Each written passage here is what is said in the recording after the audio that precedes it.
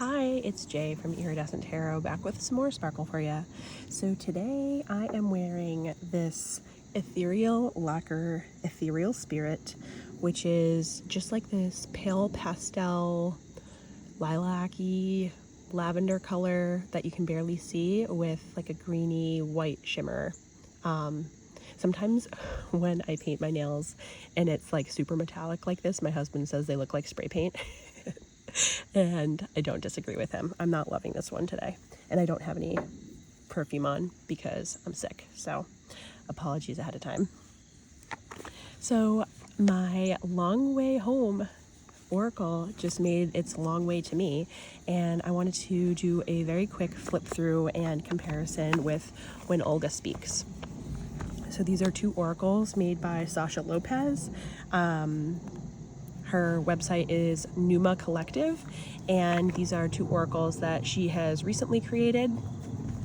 Right off the bat, we have different boxes. When Olga Speaks has this magnetic flip top, and The Long Way Home is a two-part box. It doesn't have the cutouts, which already I have like locked the box to itself, which is a newbie mistake, but we all do it, right? Here is a comparison of the backs. When Olga Speaks has some of this more altar looking artwork, and The Long Way Home it kind of looks like concrete, like the street. So staying on theme. They both have matte gilding. The When Olga Speaks has matte black gilding. The Long Way Home has yellow gilding. It doesn't look like it has really any sparkle to me. The cardstock is supposed to be the same. It's a 350 GSM matte UV. For some reason, when I pulled The Long Way Home out of the box, I felt like the cardstock just felt like a little thinner to me. But then when I did like a side-by-side comparison, they feel pretty much the same. So I think they're the same cardstock. So I'm just going to do a quick flip through. There's no like direct comparisons on the two because they're oracles. So I can't show you card for card, but just so that you can get a vibe.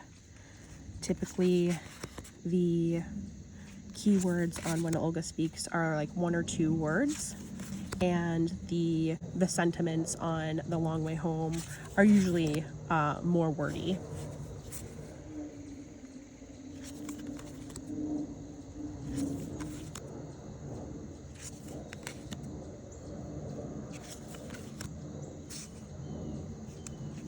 Sasha uses a similar collage art style in both. This one has a little bit of nudity. I'm just going to cover that one.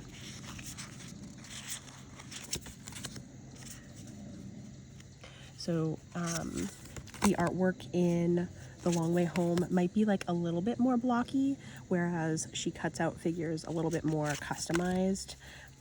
In When Olga Speaks, I feel like this one's a good example of that. You have these figures that are cut out and put onto a background, where you have a background with pictures that are more blocky.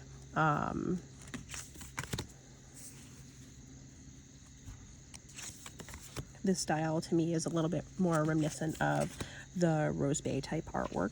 And obviously these oracles pair really well with Rose Bay's decks.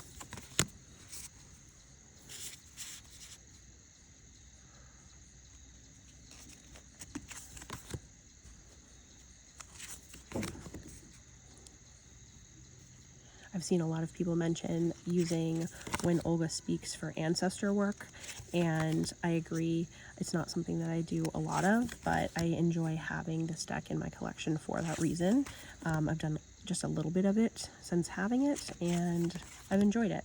And you don't have to use it for that. Like, Tend is one of my favorite cards in this deck, and it can speak to many different things.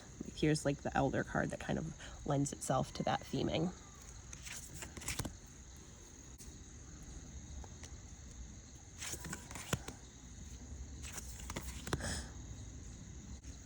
The Long Way Home is a little bit more moody if I had to categorize it, just the way that the images look. I feel like the source material is similar in both, but for some reason it's almost like The Long Way Home has like a moodier film over it. And that could just be based on the way that it looked next to Scarab and Dahlia when I filmed that yesterday. But I do feel like it's got a little bit of a grittier,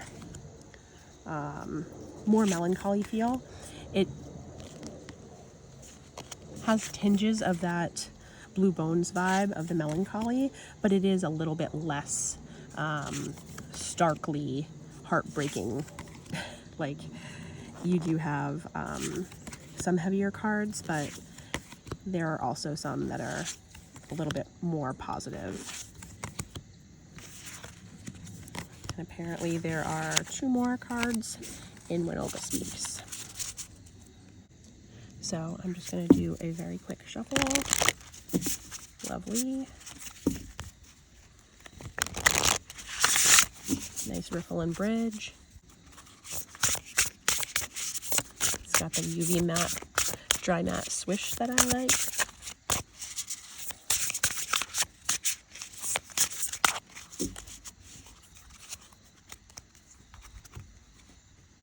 So yeah, I feel like with the black borders and the different theming, the wording being like one keyword versus a phrase, that these 2 oracles are different enough to justify having both in my collection.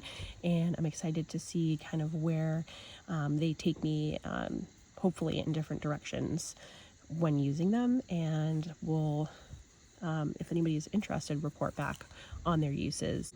I really am enjoying Sasha's artwork, and I'm glad to have these both in my collection. And this is one of my favorite cards that she's made. I think she's got a great eye, and I'm excited to see what else that she comes up with. So one of the other differences between these 2 decks is that When Olga Speaks comes with a guidebook and The Long Way Home doesn't. And I think that I might prefer it not having a guidebook. Sometimes it can be hard for me to like tap into my intuition, and I like looking at the guidebook for confirmation of what I'm thinking. And when there's no confirmation, it's like you can lean into your own interpretations a little bit more. And with the When Olga Speaks guidebook, it is separated into different color categories for the different suits that she's created. And while I really like that idea, the different colors are denoted around this border and on the titles. And so the colors are all like a little bit too similar sometimes. And within each category, like every card has a little bit of a variance. So sometimes it's hard to tell the colors apart, which shouldn't matter, except that the table of contents only shows you by color. So when you're going to look the cards up, it can be really hard to identify where in the guidebook that your card is. And 2 of the cards that were added at the end aren't in the guidebook. So I've had instances of like flipping through every page, going back, flipping through every page, trying to find a card that isn't there. And so it just can be a frustrating experience. So what I've decided is I'm going to either just straight up not use the guidebook, or I need to go through and make my own table of contents that has the page number for every card and like sticky note that in here, or write the page number on the cards, which I really don't like doing. So those are kind of the solutions that I came up with. So if you watched my Scarab and Dahlia video that I posted a couple days ago, you'll have already seen this pairing, but I just wanted to do a quick flip through of these 2 again, because I think that they do really make a very lovely pairing. I thought off the bat that these would be hand-in-hand partners, that they'd be like a married pair. But actually having them side by side, you can see that there is like a little bit of, like I said, moodiness on the borders. They're not like stark white, kind of like the Scarab and Dahlia borders. That doesn't mean that I'm not going to work with them together at all. I still think that visually it's very cohesive and they go well together. It was just like a little bit surprising, and I kind of like it. I think it's almost like a pink white or something like that. It's really cool.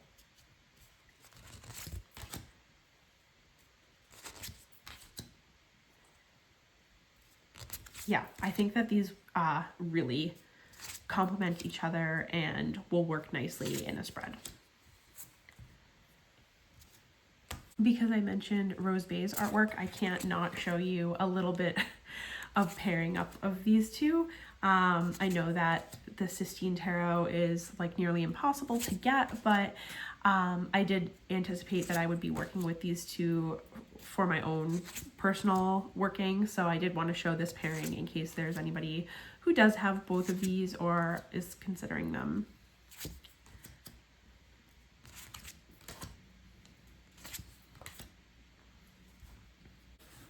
I thought that maybe Dream Dust Shamanic Tarot would also go well with these white borders and some of the abstract artwork.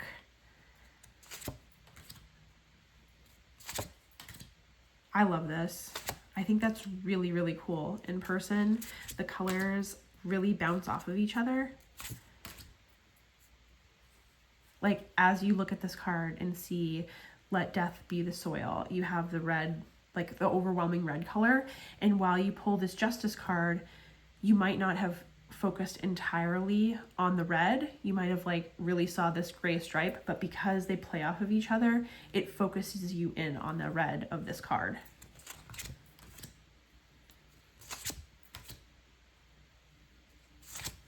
I really like these together.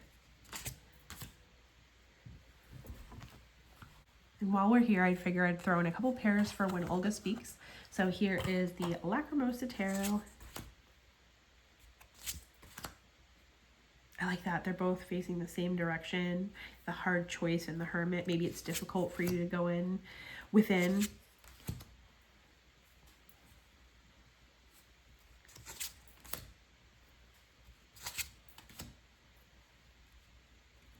Being distracted from your heartbreak, your difficult situation, your hard time. What are you distracting yourself from?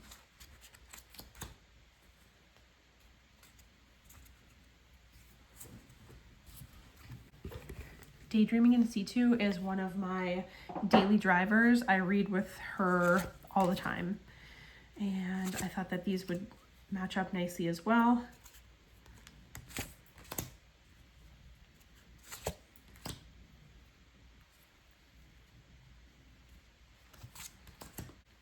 The brightness of the white on this border doesn't really go with like the grittier nature of like some of Sasha's imagery, but I think overall, like if you don't nitpick on those kinds of details, they go together nice.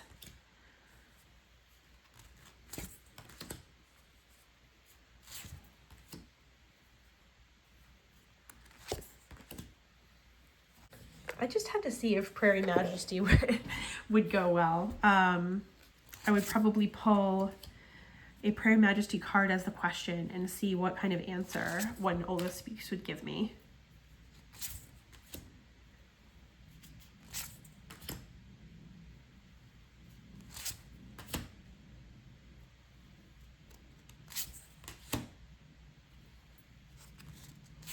I think these are cool together. Just to round it out, I'm going to do a quick reading with the 3 decks that I have here. So we've got Daydreaming in situ, When Olga Speaks, and Prairie Majesty Oracle. So let's use Prairie Majesty as our question.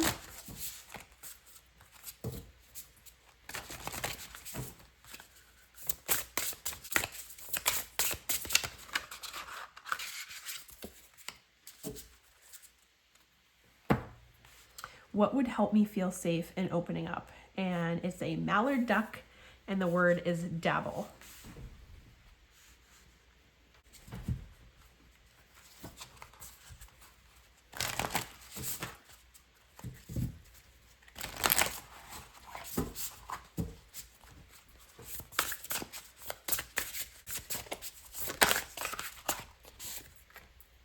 Soul ties, I love.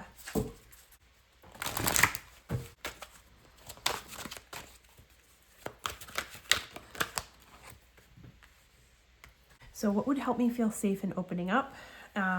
Soul ties and Queen of Cups. So that feeling of really being connected to somebody heart to heart, having that emotional availability and pouring from your cup into somebody else's, sharing and like feeling that true connection with them would really make me feel safe in opening up. I think that these 3 look really great together and gave a cohesive reading, even just pulling one card from all 3. And that's just one way that I might consider using these different decks in conjunction with one another. I like an oracle that either poses a question or really digs into something deep.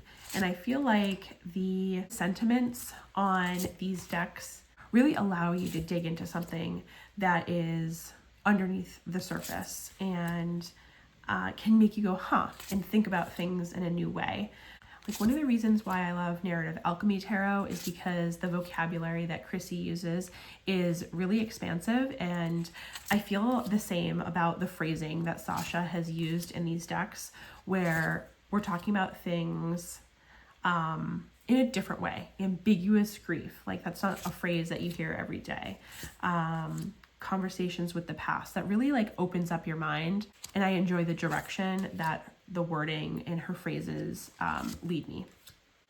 I hope that adding these pairings in shows you a little bit more in depth into my practice and how I plan to use these oracles a little bit.